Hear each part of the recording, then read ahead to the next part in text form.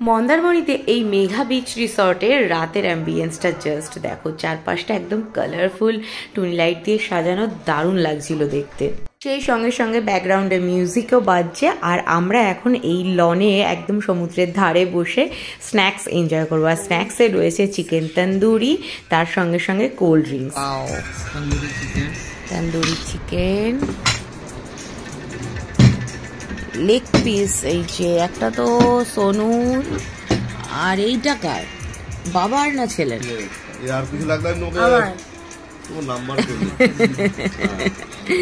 ঠিক আছে, চলো। স্ন্যাক্স তো খাওয়া হয়ে গেছে, এবার রাতের ডিনারের জন্য পেটে জায়গা করতে হবে তো নাকি।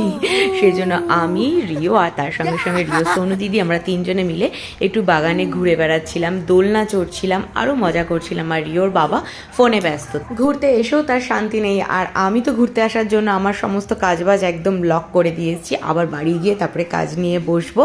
আর এই মেঘা বিচ রিসর্টের ফুল ডিটেলস, মানে কত কি প্রাইস আছে না আছে, সমস্ত তোমরা এক এক করে পেয়ে যাবে। একদম বাজেট ফ্রেন্ডলি হোটেল। এর বেশ কয়েকটা ব্লগ আমি অলরেডি পেজে শেয়ার করে দিয়েছি, আর বাদ বাকি সবগুলো কিন্তু প্রোফাইলে, মানে যেখানে এখন তোমরা দেখছো এখানেই এক এক করে দিতে থাকবো।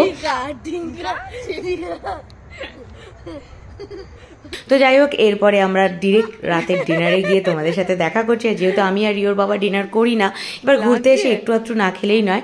তার উপর আবার একটু আগে এত স্ন্যাক্স খেয়েছি, তো এমনিতেই সবারই পেট প্রায় ভর্তি বলতে পারো।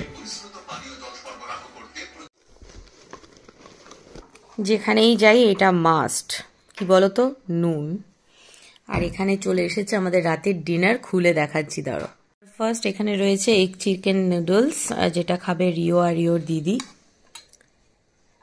আর এদিকে আমি আর রিওর বাবা নিয়ে নিয়েছি ডাল ভাত আর আলু পোস্ত, একটাই প্লেট নিয়েছি, সেটাই দুজনে শেয়ার করে খাবো। জাস্ট একটু একটু খুব ইচ্ছে করছিল খেতে, তাই।